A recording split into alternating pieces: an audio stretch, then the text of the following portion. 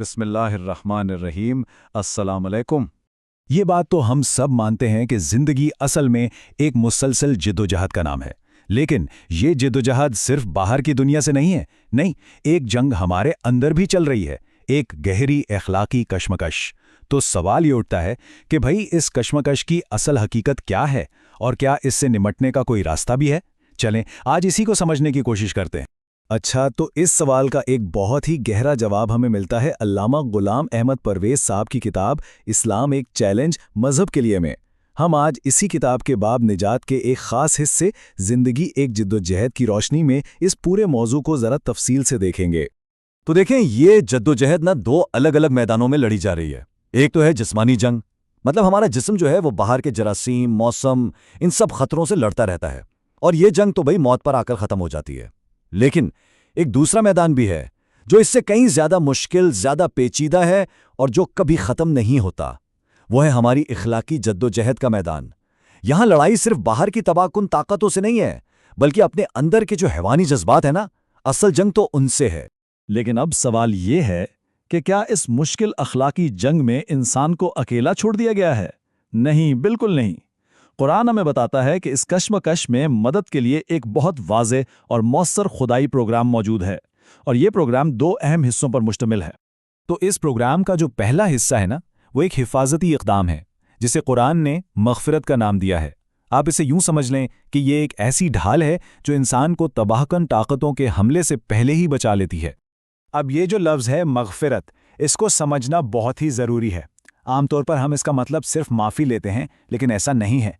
ये अरबी लफ्ज़ गफ़रुन से निकला है और इसका असल मतलब है किसी चीज़ को ढांप लेना, उसे महफूज कर लेना। तो मतलब ये हुआ कि ये सिर्फ माफ़ी नहीं, बल्कि एक प्रोटेक्शन का, एक हिफाजत का अमल है। और अल्लामा परवेज़ ने इसकी क्या ही ज़बरदस्त मिसाल दी है। वो कहते हैं कि जिस तरह एक फ़ौजी का हेलमेट होता है ना, अरबी में इसे मग़फ़र कहते हैं, वो उसके सर को दुश्मन के वार से बचाता है, बिल्कुल इसी तरह मग़फ़रत हमारी शख्सियत को, हमारे सेल्फ को उन तबाहकुन ताकतों की चोट से महफूज रखती है। तो ये एक एक्टिव डिफेंस सिस्टम है। अच्छा, तो सवाल यह है कि ये हिफाजती ढाल आखिर काम कैसे करती है? देखें, सबसे पहले तो ये हमारी अखलाकी तवानाई, हमारी मॉरल एनर्जी को रिचार्ज करती है। जब इंसान बातिल की ताकतवर कुव्वतों के सामने खुद को कमज़ोर महसूस करने लगता है ना, तो यही प्रोग्राम उसे झुकने से रोकता है। ये दिल में यकीन पैदा करता है कि हक भले वक्ती तौर पर कमज़ोर लगे, लेकिन जीतेगा वही। और जब ये यकीन आ जाता है ना, तो इंसान नए एतमाद और हौसले के साथ दुबागा खड़ा हो जाता है। चलें, ये तो हो गया पहला हिस्सा। अब आते हैं प्रोग्राम के दूसरे हिस्से की तरफ। कुरान की ज़ुबान में इसे तौबा कहते हैं। ये एक इस्लाही, एक क्यूरेटिव मेजर है। मतलब ये तब काम आता है जब कोई इंसान गलती कर बैठे या गलत रास्ते पर निकल जाए। अब तौबा का लफ्ज़ भी बड़ा दिलचस्प है। ये निकला है अरबी लफ्ज़ ताब से, जिसका सीधा सीधा मतलब है वापस लौटना या पलटना। इससे एक बात बिल्कुल साफ हो जाती है कि तौबा सिर्फ दिल में पछताने या अफसोस करने का नाम नहीं है। नहीं, ये एक एक्शन है, एक अमली कदम है। गलत रास्ते से पलटकर सही रास्ते की तरफ वापस आने का नाम है। तो तौबा का जो पूरा प्रोसेस है ना, वो कोई पुरासरार चीज़ नहीं है, बल्कि बहुत ही लॉजिकल और प्रैक्टिकल है। इसको समझने के लिए एक मुसाफिर की मिसाल सोचें।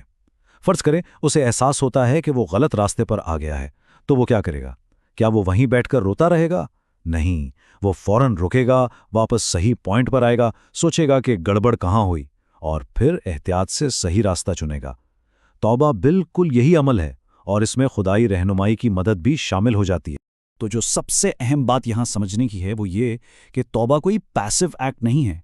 ये सिर्फ गलत काम छोड़ देना नहीं है, बल्कि ये एक बहुत ही मुस्बत, एक पॉजिटिव कोशिश है अपनी तवानाई को बहाल करने की, उम्मीद और इतिमाद के साथ वो मुकाम दोबारा हासिल करने की जो खो गया था।